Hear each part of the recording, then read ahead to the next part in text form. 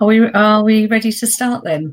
Can I welcome everybody to this GovConnect webinar, talking about resetting the NHS for the future, and talking today about how we reframe services for the future.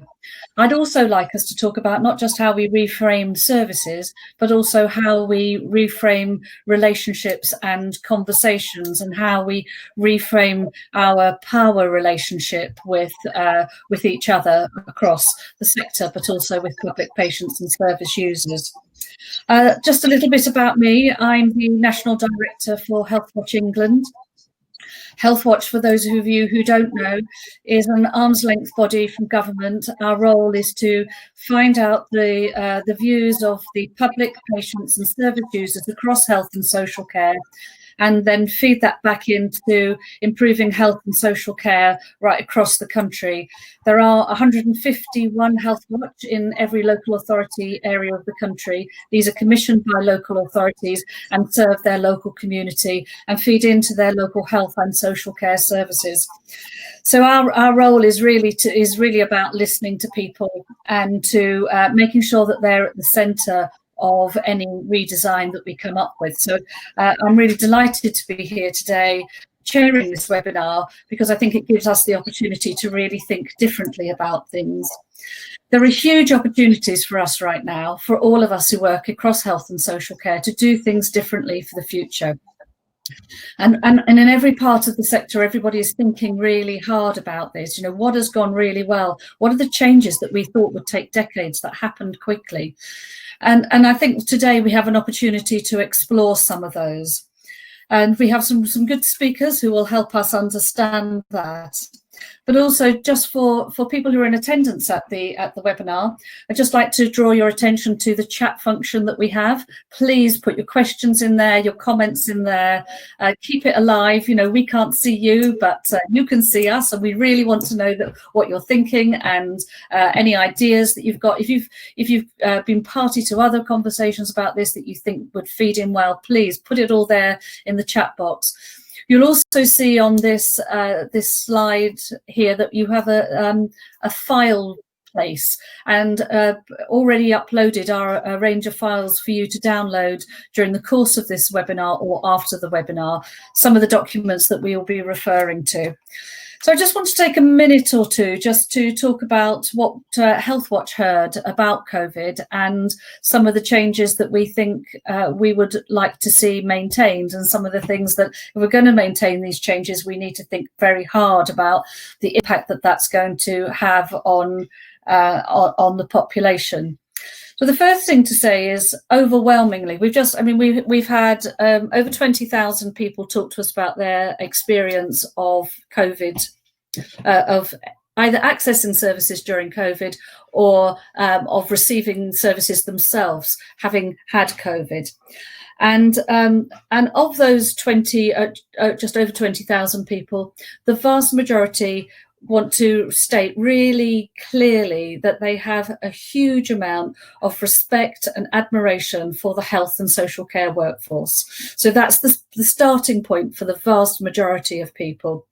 We saw quite early on in the pandemic, when everybody was trying to get to grips and understanding the guidance that was coming out so rapidly, understanding what it meant for all our organisations, what we saw most from the public was a whole range of questions about communication, about what does it mean for them. The highest questions we were asked were around shielding. What does shielding mean?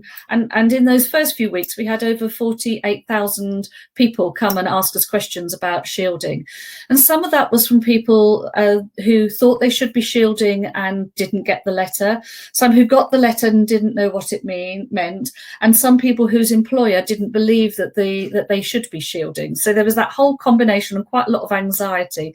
There was also some basic stuff that we heard from people, which was about, what does social distancing mean, and is it the same as self-isolation? So just unpacking the words that we get used to using all the time in health and social care. So one of the big learning things for me, both for the public, for the general public, but also for the frontline workforce, is the complexity of our language. And how in the future what we have to do is make sure that we are really speaking clearly to the people who need to hear that message. It takes a lot of time to unpack a lot of the messages that we received, to help people understand, and it caused a lot of anxiety, not surprisingly, because I think the level of anxiety across the country was everything. It was quite a tense time, people not really knowing. But a lesson for the future is really focusing on communicating well to your frontline workers and to the public. Frontline workers simply do not have time to read guidance that's coming out at great pace. And we heard a lot from the social care workforce, who don't necessarily have someone who can interpret guidance for them and make it really straightforward. So the care manager who's looking after the staffing, who's looking after infection control, who's doing all that, is also simplifying and reducing the guidance so that people know exactly what they need to do. Some of the other learning we've had, and one of the documents that you'll find in the file there, is a piece of work that we did around the rapid change to primary care, particularly GP access via digital mode, either phone or video or email. And that's what we found from that is quite a mixed bag, and there's some really good learning in that about an assumption that it works for everybody, and it doesn't work for everybody. And some people wanted basic information and guidance of what it meant if the GP said, "I'll ring you." Like, did they have to be ready? Did they need to be in a room? If they were using video, some of it was about how to use the video, but it was also an issue about expectations. So people, like many people, would be very anxious if a doctor was coming into their house that was a bit messy. Well, they felt a bit like that about video too. So they were, so a bit of simple guidance for people about what these remote consultations will entail and how they can follow up should they need to. It was also quite clear from the piece of research that we did that for many people it worked much better. It didn't interfere with their lives as much. They didn't have to travel. They weren't taking the whole half day off work. But the calls and the videos came at an intrusive moment. They might be in the middle of something that was going on for their family, and because it wasn't a set time, a dedicated time, it was when the GP was ready to call you, that sometimes they couldn't really carry out that call satisfactorily because they didn't want their children to overhear what they were talking about. We had a lot of queries around how to get a test, and that still continues. Where can I get a test? How can I get a test? Is it essential that I have a test? That basic understanding of when do I isolate? At what point do I isolate? So I think we have quite a lot of work to do around getting our communications right about that. The people that we heard from most were for people who were trying to access community services, and that will be right across health and social care. A lot of those services that are there to support people are still closed down. So if you have an adult son who might be in his 30s with severe learning disabilities and maybe of challenging behaviour, who used to go out 3 or 4 days a week, those services are still not open. So there are many people who are completely on their knees. So whilst we're also thinking about the future, we have to start also think about how do we open up what was there before for some people and not forget those activities.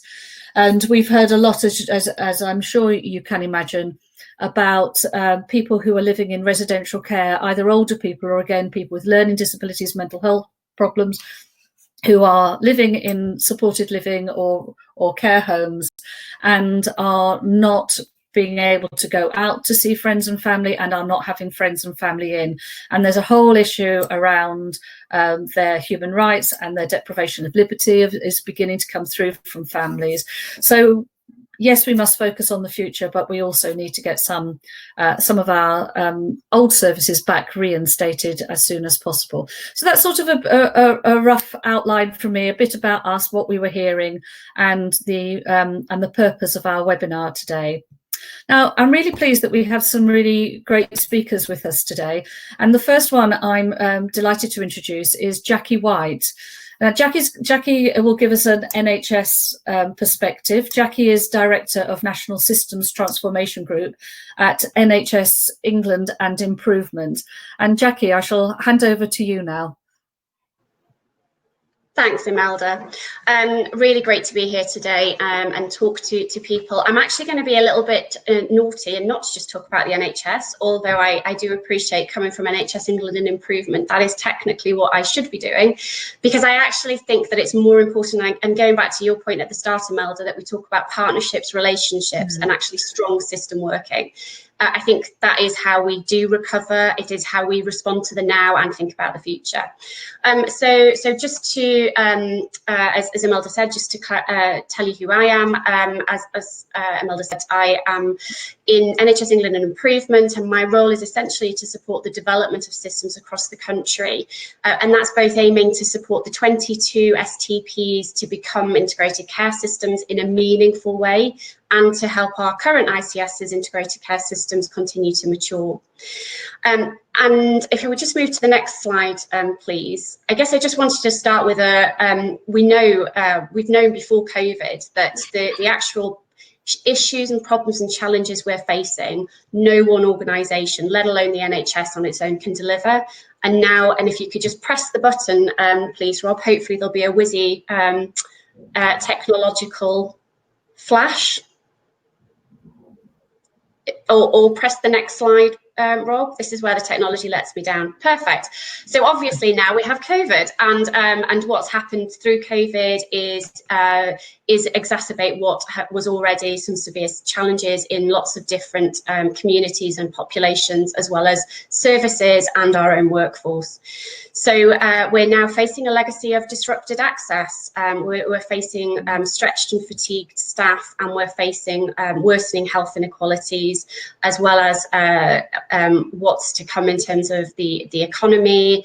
But I guess what we have also seen through the pandemic is the importance of integration locally. So we've seen, not everywhere, but we have seen some great examples of people coming together to support care homes, to support shielded groups. We've seen strong partnerships form across providers to really work collectively together through this, through strong mutual aid, through shared planning arrangements. So we know that in lots of areas, partnership working has been accelerated, but we also know that parts of the country are also moving at different speeds and have different strengths and challenges. And I think this is where it comes back to, for us, what we think is the real point of integrated care systems. So the core purpose is around improving population health through partnership working. And we've heard from system leaders across all the different partnership organisations, that's even more important now. As I said at the start, it's the only way we're going to actually be able to respond to and recover from COVID for the services, for our workforce, and most importantly for our local populations in the most meaningful and impactful way. So if we just move to the next slide, please. So in, I guess, the pre-COVID world, if anybody remembers way back February time, we'd been already landing in lots of national policy and strategy documents the point about partnerships and the golden thread that actually improving population health through effective partnerships is what we absolutely all have to come together to work on. So we looked at how that landed in the long-term plan, the GP contract with the primary care network specs, personalised care strategy. But we also know, and leaders and systems across the country have been really clear with us that we do need to continue this focus, so that the things we're asking of the system, again, are about how we respond through partnership working. So we have hopefully done that. We have looked at how we can, through the phase 3 letter, emphasise the importance of collaboration, emphasise the importance of those priorities being a collective action, albeit that the phase 3 letter was to the NHS. We know that where systems are working well through local partnerships, they are looking at those actions through a partnership lens. We looked at how for those at most risk, the clinically extremely vulnerable, how we could accelerate some of the interventions we've been aiming to put in place for people with complex needs for quite a while. So we asked the NHS, and in particular primary care, to work with their wider partners in their neighbourhoods to think about what that meant for care coordination, care plans, supporting self-care and self-management throughout the pandemic. And then most recently, we've also published the implementation framework for phase 3. And in particular for today, I just wanted to pull out the health inequalities section. Again, some really clear actions for the NHS, and I think importantly for the first time maybe that we've been that specific about what we do expect to see happen, but equally clear that, again, it's not that the NHS can deliver those things alone. So what we hope to see is, again, strengthening, binding the partnership, working through some specific actions going forward. If we could just move to the next slide, please. So this is not aimed to be comprehensive, but just a bit of an illustrative way in which we're both thinking about, but also what we're being told by different leaders and partners within systems about where some of this really comes to life with the person and their practitioner, at the neighbourhood, at the place, at the system level.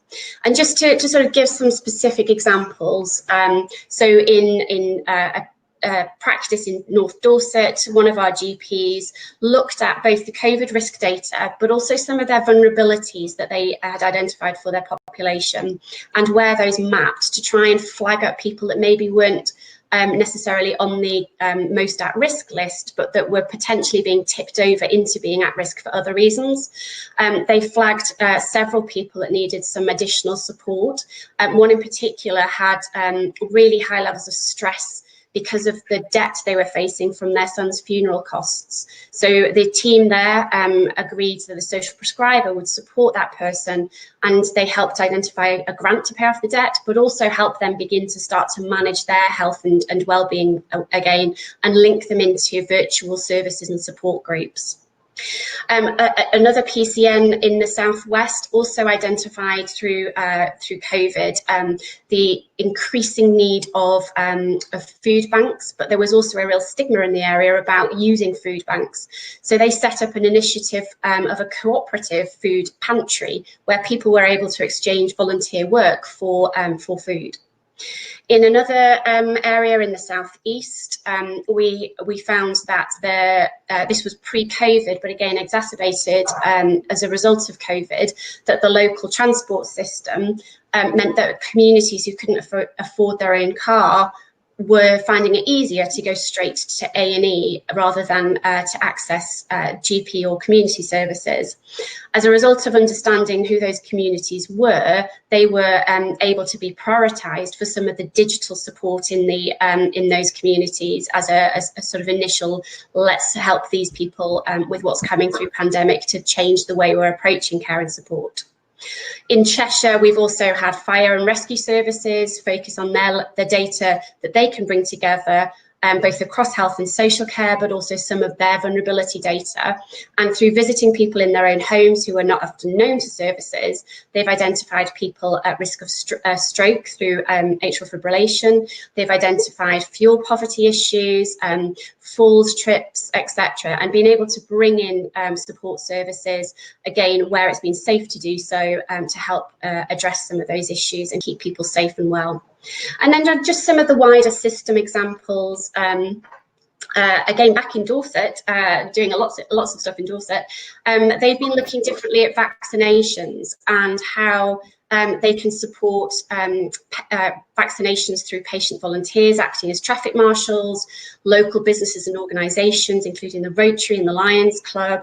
But also they've had a bus donated from their local coach company with a driver for a week, and they are going out and visiting rural communities, villages, groups to really actually take the support and the care to those people, rather than expecting often very isolated people who don't have transport to come in to get those support services.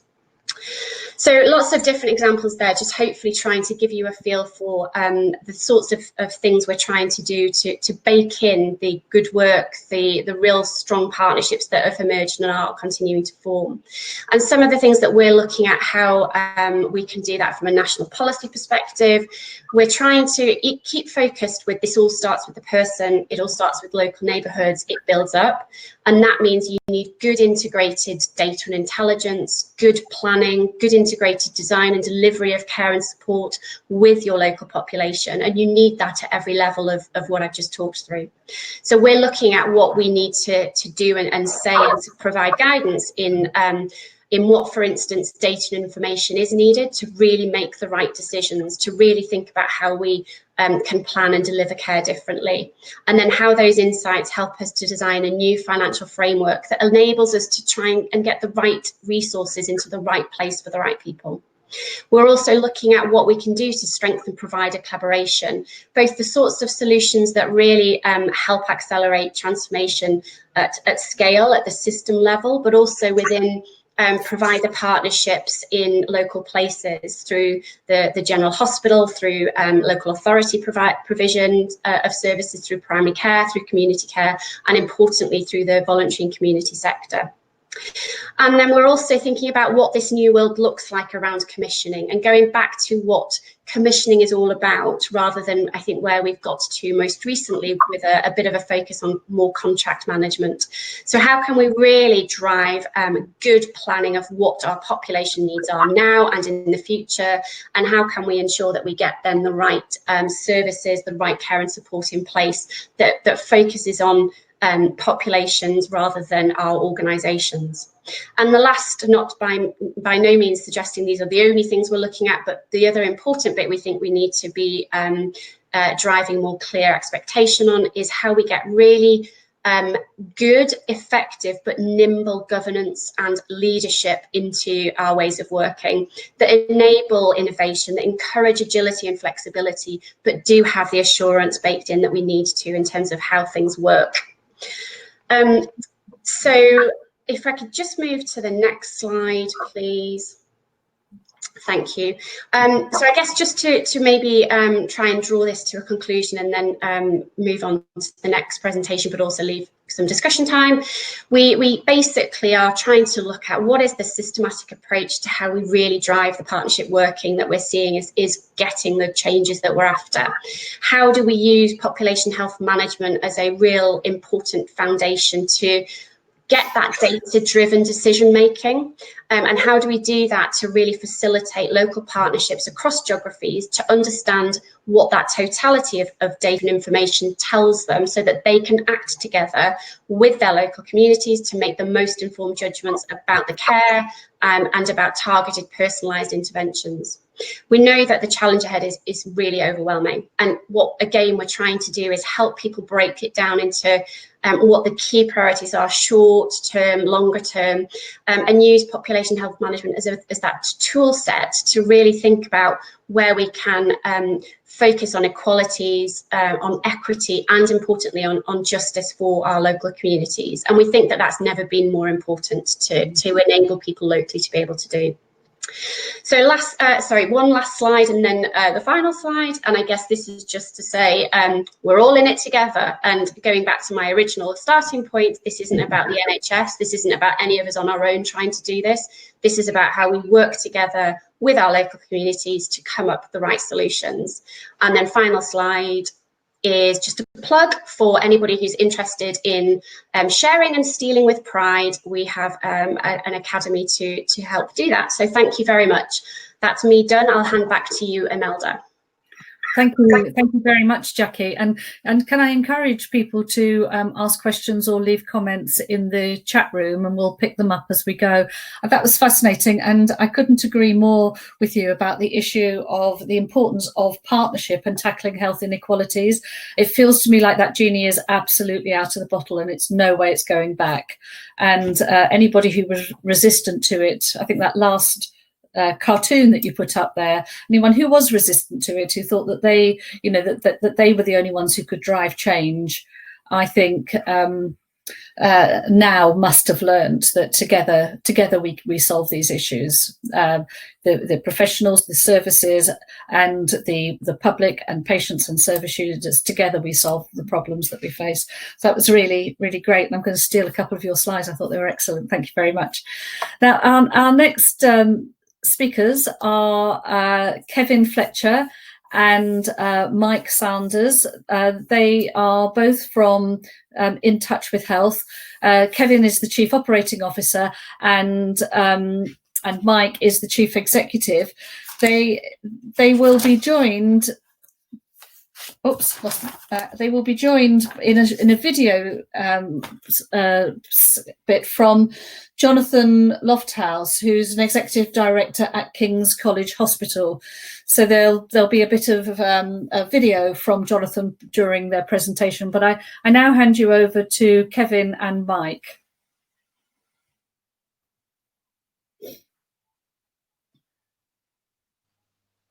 Yeah, thank you, Imelda. Thank you, Jackie. My name is Mike Sanders. I'm the Chief Exec, as Imelda said, at In Touch with Health. We're actually part of the wider Vital Hub Corp group based out of Toronto in Canada. And we have a number of sister companies, one of which is Transforming Systems. It's a business intelligence solution provider based in the Southeast, you may be familiar with. So we have lots of different routes to market and lots of ways that we can support our customers. I'm going to talk in a few seconds about who we are, and then I'm going to pass across to my colleague and Chief Operating Officer, Kev, who's going to give you a bit of a deeper dive into what we do and who we are. You'd probably be wondering when we start, kind of what part are we playing in the world that we've just been presented. We have, as I'll show you, we have a large footprint across the acute sector in the NHS as well as across the world, but we're working very, very hard to be part of a wider ICS STP direction and pulling all of the relevant partnerships together and acting as a hub, and we'll show that as we go through. So very briefly, as I said, I'm going to take you through who we are. Kevin will then take over and talk about patient flow and the challenges. He'll then talk about the solutions to those challenges. We'll talk about the new world and social distancing and how we help manage that. He'll then give you a brief introduction to the In Touch platform, and then Jonathan will be presented, the Chief Exec at the Pro in King's. Will give you a brief video, and then I'll summarize to finish. So who are we? Well, we offer a holistic solution for outpatients, with the result that hospitals can plan their entire patient workflows in advance, moving patients forward in a timely and efficient manner. What that means in the real world really is that we pick up that patient once that patient has been referred for an outpatient appointment, and then we manage them seamlessly right through their outpatient appointment and then back into the community, and often back onto the follow-ups or back onto the GP or back into the home. And as you'll see as we go through this, we do this seamlessly, efficiently, and most importantly with the patient in mind. We have over 130 hospitals worldwide, and we currently process over 30 million outpatient appointments annually. So we manage a huge amount of the UK's alone outpatient list.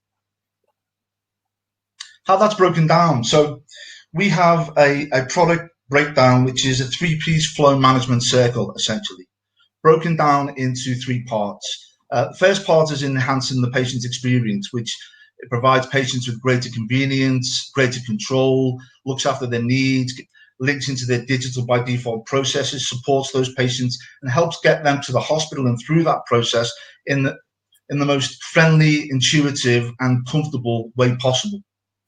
That then leads on to increasing clinical efficiency, which obviously helps the hospitals and the trust and the STPs and ICSs. That's by automating tasks and reducing manual interventions, improving visibility right throughout of the whole patient journey, supporting the staff, remove and isolate disconnected systems and pull them all together, consolidate processes and systems, integration. We are the central hub, as Kevin will show you in a while, and increase the patient throughput, which of course will increase not only the amount of patients that can be treated well, but also the trust or the STP's financial status. And talking about financial status, we help the hospital's financial performance by helping them with ROI, reduce unnecessary costs by taking away paper and printing, etc., ancillary type costs. We reduced massively patient DNAs, and we captured every appointment outcome digitally and add it as part of the process rather than a disparate part of the process. And then we maximize the usage of room and resources, all through one combined enclosed solution. So a bit more detail on where we operate. So I mentioned the UK. We're in about 55 NHS trusts. Just a few highlights: the likes of the Royal Free, King's, the likes of Manchester, Liverpool, most of the Birmingham sites. We have trusts in up in the northeast and the southwest. We actually have one health board in Scotland and a number of health boards in Wales as well. But outside the UK, we have a presence in Canada. We've won an award recently to provide our solution into Toronto. We have a number of sites in Australia, one site in Latvia, and we've recently won a large award to deploy our solutions across Doha and Qatar. So now I'll pass across to Kevin, who will take you through a bit of a deeper dive on our solutions. Thanks, Mike. So the slides that will subsequently follow this one will just provide some visual images in terms of what we feel is the art of the possible, what we had in terms of a roadmap from looking at outpatient services pre-COVID, and subsequently the changes due to COVID and what the impacts are. Today, I'll predominantly be focusing on secondary care referrals and elective procedures. Again, as Mike said, our hub is centrally around that. However, we do also have partners and collaborations within the primary care referral sector and also in terms of monitoring and screening. But again, today we'll talk about the integration within the hospital appointment, whether that be a physical appointment or a virtual. And that starts with the preparation in terms of patient instructions and whether portals are involved, moving into the preparation for preoperative assessment in terms of elective care there and surgery, and then the actual appointment itself and how that's managed differently or can be managed differently now to support social distancing, infection control measures, etc. Mike touched on the clinical efficiency side, so we'll look at the consultation element in terms of how the whole solutions can improve the experience for clinicians, for operational staff, and for administrative staff. And then we'll talk about moving into the discharge arena in terms of whether that's a full discharge or whether it's a managed discharge. And again, touching on the previous commentaries in terms of remote monitoring, care in the environment, care in the community, and long-term condition management, and how some best of breed partnerships can actually evolve the digital process, the end-to-end process of secondary care and elective procedures.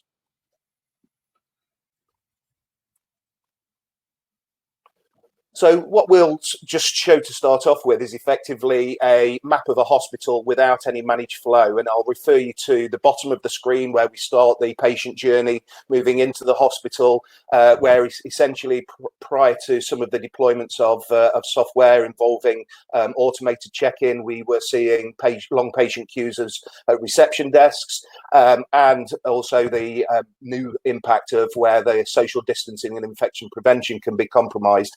Now, essentially, this goes back to the very old days of the airport style check-in, and how that's its system and category evolved as well. Moving into the hospital after you've been arrived by a reception team, it's also now about the resource and necessary interventions and the resource drain on staff who are having to control patient flow manually around corridors and into waiting areas that effectively would be struggling to capacity manage due to the fact that patients will arrive and move around at their leisure after arriving. And then again, as we go through the one-way solution and the one-way flow of a hospital, and potentially any backward flow, it's talking about how those patients are moved around for activities, whether that be height and weights, observations, phlebotomy, radiology, plaster, etc. All of those segregated activities that maneuver a patient around a hospital that manually require a lot of interventions. We'll talk about the opportunities that can become available with data that support that aren't available without a managed flow solution, and also about the clinical activities and what happens in the clinical office in terms of paperwork for follow-on appointments, procedure reconciliation, and also virtual consultation supports in terms of the existing solutions and how, again, those solutions can be bred together. In terms of using a managed service, a managed flow service, what sort of things are we impacted in? So again, following the map around from a reception desk perspective, using hardware and also mobile for even better social distancing and remote usage, we actually split our queues and allow patients to use essentially, again, similar style arrival processes to the airports in terms of checking in from external areas, the ability to actually connect to centralized remote reception teams. So again, preventing some face-to-face interactions where not necessary. And it's about the patient experience and how we can provide that socially distant experience and allow the patients to feel safe in the environment they're walking in. Again, some of the benefits using some of the managed flow software providers and again, the partners that work with them is allowing the capabilities to keep hallways and corridors clear and move patients around in terms of calls to the patient's mobile and arriving them into waiting areas that are managed in terms of capacities and also auto calls, and I'll come on to that in a little while as well. This is also allowing you to provide additional digital patient flow treatments in terms of the activities and tests that are planned and incorporate them into the one journey, so the patient is actually flowed in a sensible, clockwise, almost one-way manner rather than some form of disparate element of backwards and forwards flowing. And again, some of the solutions and benefits that are provided within managed flow include the BI tools that Mike talked about, business intelligence, managing things such as room and resource, and the comprehensive management of digital preoperative questionnaires for elective care. But again, moving back into the waiting area and how we can actually provide the capability to have a one-in, one-out scenario and ensure social distancing measures and capacity management of reduced waiting areas are incorporated into that. We're also looking at the elements of again, back in the clinic room, so how we can digitally record electronic outcomes, whether that's the next patient appointment and whether that's virtual or face-to-face, the clinical procedures that have taken place, and again, removing that paperwork element. And the final element, as we talk about our ecosystem and the providers that we work with and that can provide these end-to-end solutions, include how we manage the platform and how the platform can be managed in terms of the virtual consultations. And again, I'll provide another map in a couple of slides' time, which will just identify exactly how this is pulled together, or even in a slide's time. So I've talked about social distancing and the importance of providing that during this particular COVID period and the reset and how we can get patients moving and flowing back into the hospital in elective care.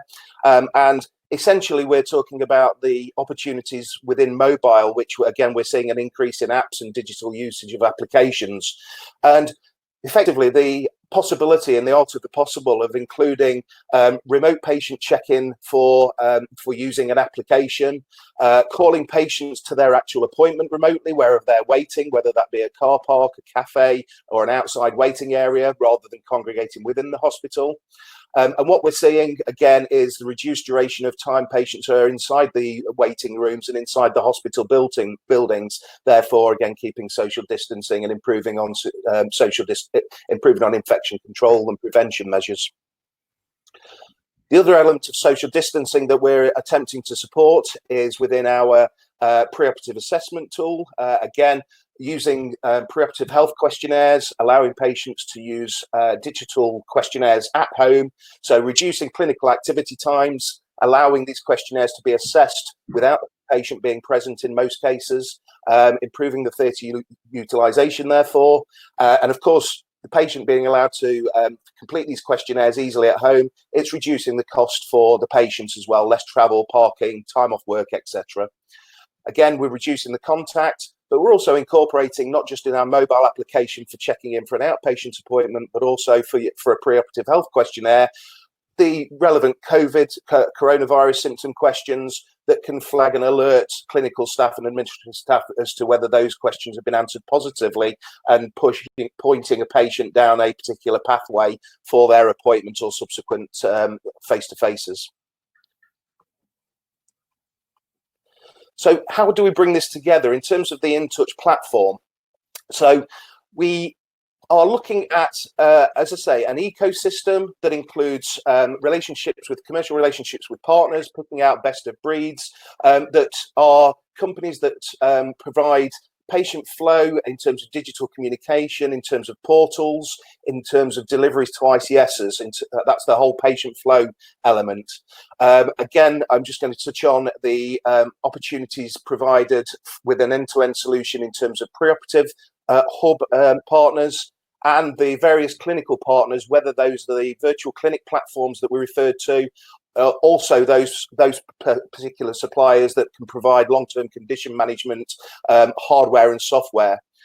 Again, the element of ED management, what happens within inside the hospital, which we've touched on, but also, again, data mining and the importance to operational teams of business intelligence and the ability to view KPIs in real-time manner.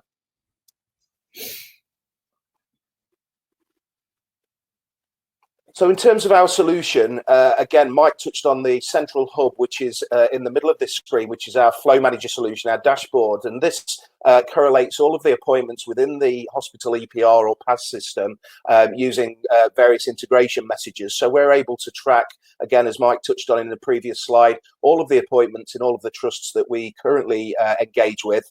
But that's something that we can also expand across STPs and across ICSs in terms of patient tracking lists, etc. And these are some of the core modules that we've had in place in a number of trusts for over 10 years now. On the left-hand side, our basic check-in solutions using kiosk again, or the opportunities now involving mobile, the opportunities to walk in, whether that be ED, whether it be for a hearing aid replacement or a phlebotomy clinic. Again, those kiosks using iReceptionist and wayfinding to provide maps around the hospital environment for patients and visitors who require support where there may not be an administrative element present all the time, 24 hours a day. Again, we've touched on the flow manager and the interaction with some of the clinical activities, whether that be virtual clinic at the bottom there, the pre-activity management and allowing a patient to flow across their whole appointment. And again, I touched earlier on the room and resource element and how you can manage rooms in an intelligent way and also coordinate that room management with clinic appointments and the cancellations thereof of those. And again, touching on e-outcomes, the elements of providing procedure recording, RTT statuses as we move back into real world, and also the various attendance outcomes that follow the attendance that's taking place currently. And then Performance Manager, again, is our operational tool for operational management teams who can view remotely how each of the departments is performing in terms of wait times, in terms of patients waiting, and the element of calling patients as well. So again, a very busy slide that brings all the previous slides together, which again is a visual representation of all of the elements of digital software and solutions that are available currently, and also the opportunities to develop and evolve these solutions within the elective care environment and outpatient secondary care environment. So whether that's the patient's arrival within the hospital, again in the bottom corner of the section, whether it's the patients being able to remain in car parks or remain in outside waiting areas until their appointment time is ready or until there is a seat in a particular waiting area to enhance social distancing and infection control, and also managing the various clinical aspects of that appointment. These are just some of the solutions that the internal ecosystem can provide within a patient flow software provider. Outside of the internal software modules, we've also, as I say, got the best of breed partners. So whether that's within the patient flow realm in terms of the top left, the digital communication partners such as healthcare communications, doctor-doctor, Wi-Fi Spark, the same portal partners, including Patient Knows Best, and those that provide other elements of community care and community services. So we've got here Serverlec in terms of mental health, Synapsis from a GP referral solution, an ED referral. Again, Mike touched on our sister company Transforming Systems to provide business intelligence, and the other elements of Clinical Hub and providing long-term condition management and virtual clinic management outside of the environment. So again, the virtual clinic partners, some of you will all be aware of one or more of those partners. And while they're currently delivering a virtual clinic platform, it's about providing a fully managed suite, working with those partners to ensure that clinicians and receptionists and all staff are aware that when a patient attends these waiting areas within these providers, we can provide that management tool to flow those patients just as we would in a face-to-face. So whether that's attend anywhere, modality, visionable, again, doctor-doctor or healthcare comms. In terms of care in the community, again, there are some hardware providers there that provide long-term condition remote management tools in a number of different settings, and whether that's Cradle, Solasso, doctor-doctor, etc.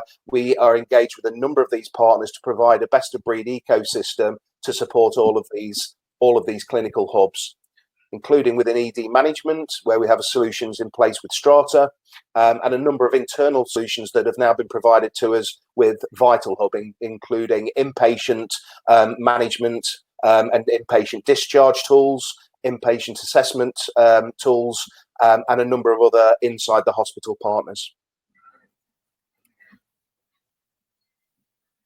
Just to dwell on a couple of comments from our clients, CEO at Chase Farm, Natalie Forrest, and Mark Ogden, who's Director of Finance at East Cheshire, to name a couple of quotes.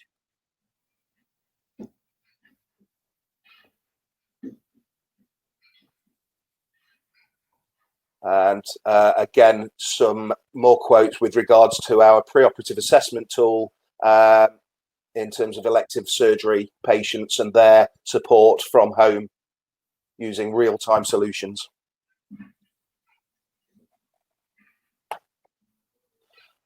And as we spoke about at the start of the presentation, what I'd like to do now is start the video from Jonathan Lofthouse.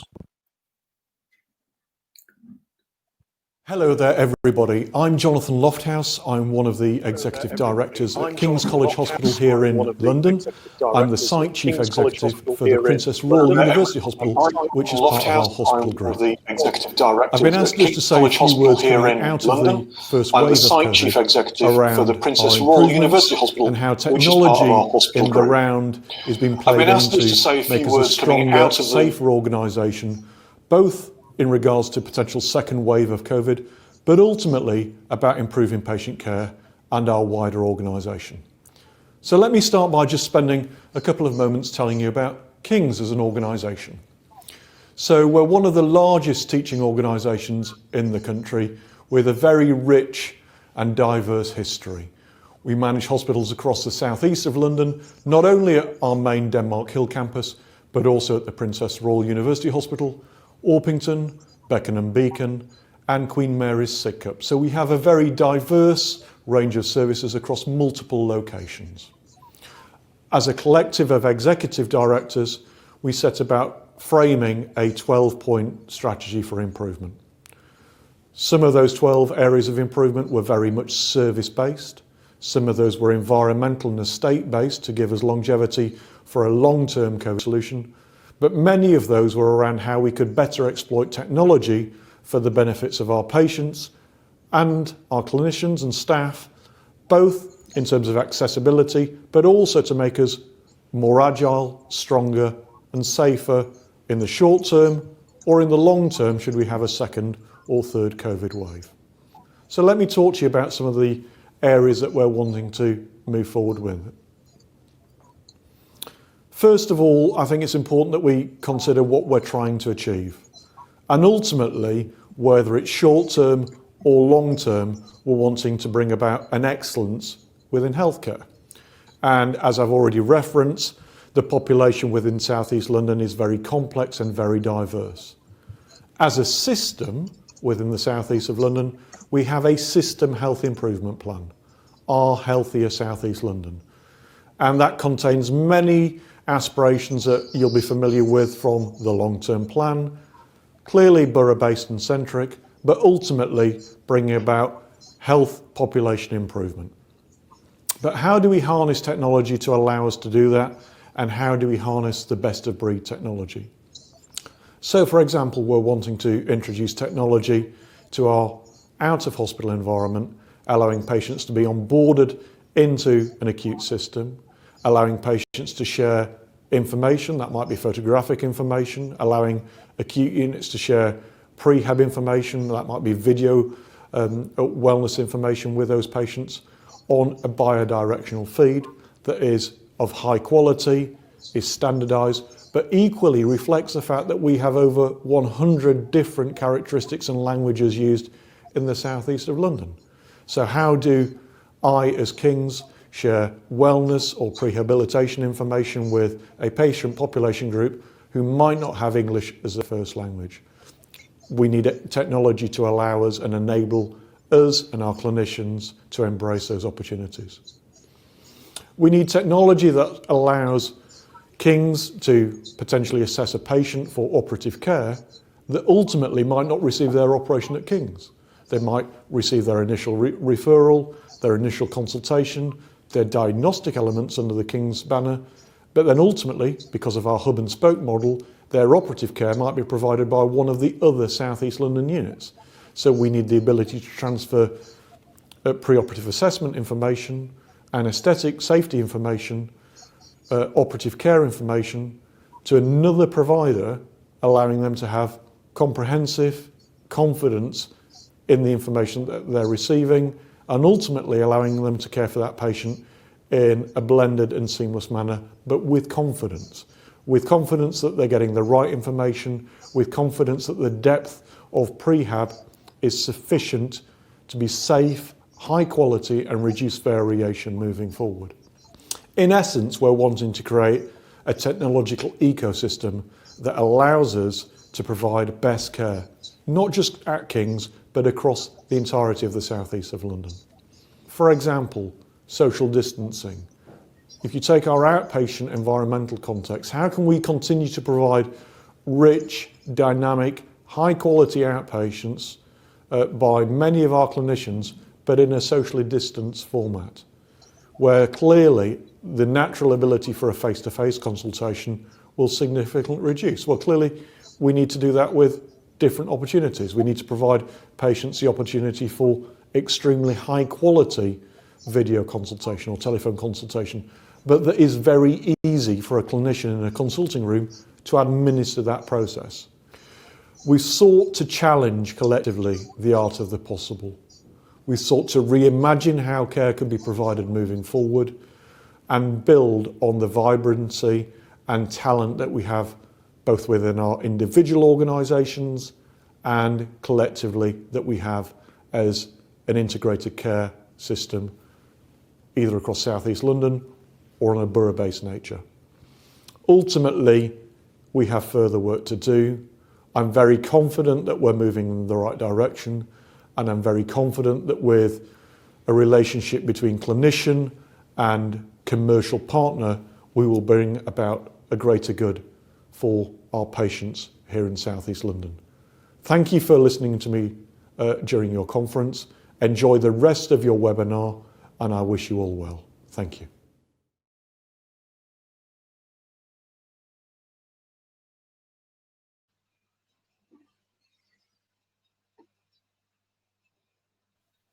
Well, thank you. Thank you very much, Kevin and Mike, and if you could pass our thanks to Jonathan too. I thought it was a really interesting demonstration of your work, and if it's right, and the public and patients are properly educated into the new system, it would get rid of one of the major frustrations for the public, which is that that their time is not valued, that that they feel like they just have to be at the mercy of the health institution. So thank you very much for that. We have a few minutes for questions. I see nothing in the chat room, so if there's nothing in the chat room, could I ask a question of you, Kevin and Mike? Can I selfishly ask a question?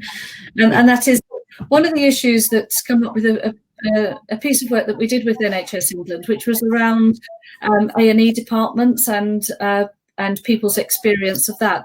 One of the things that they wanted was to be able to have appointments, and there was some resistance, and I can understand the resistance to that, because then people might start using it as a GP surgery if they thought they could make an appointment.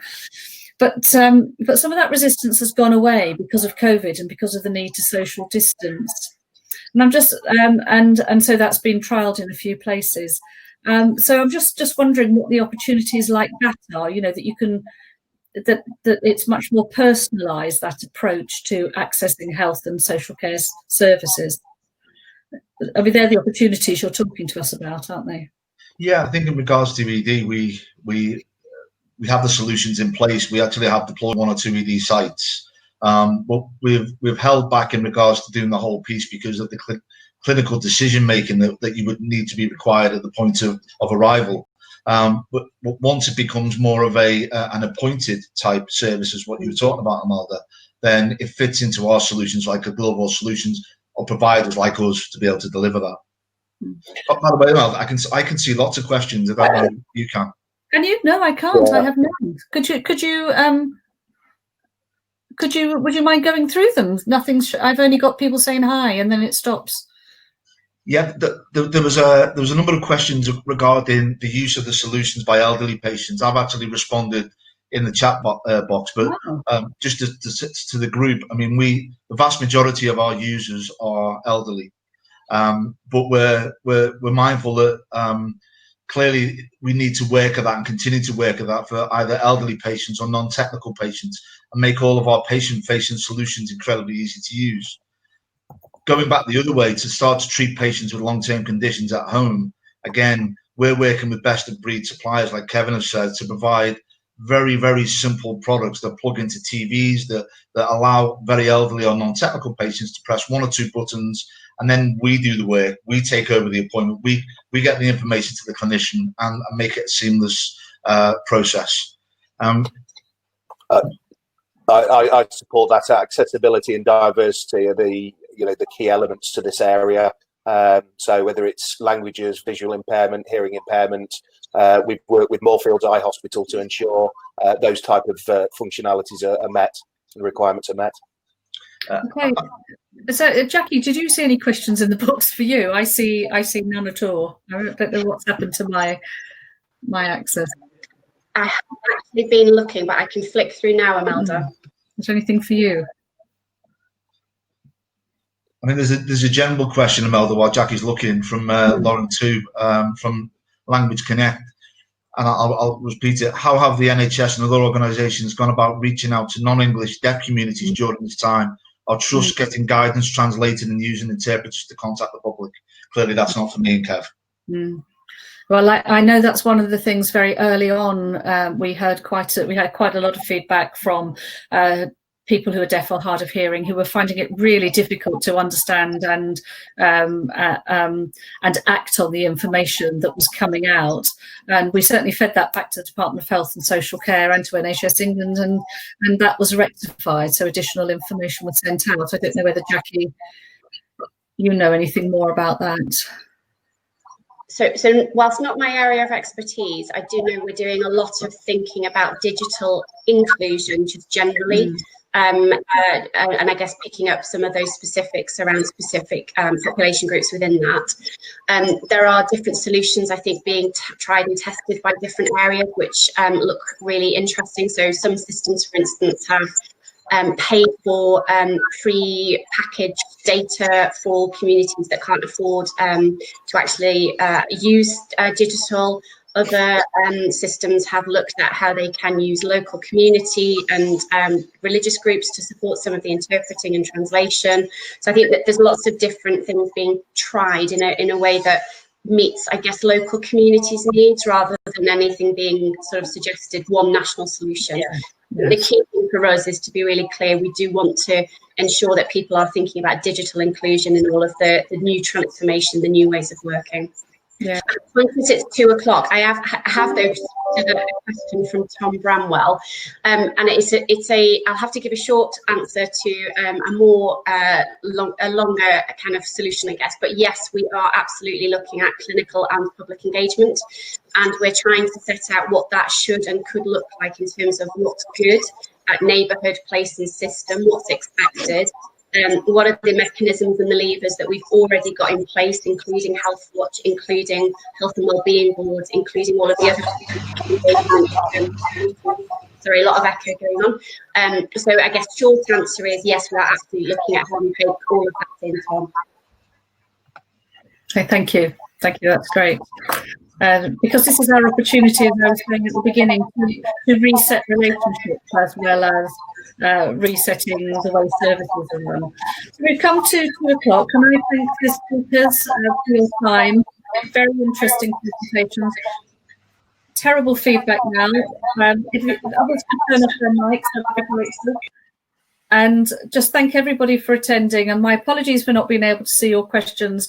I will make sure that we do get to see those questions. I don't know what's wrong with my system, but we'll make sure we see them and that we send out messages afterwards. Don't forget, you can download the slides and some really interesting files that are there from the presenters today. So I'd like to say thank you, and I wish you all the best with the rest of your day. Okay, goodbye everybody.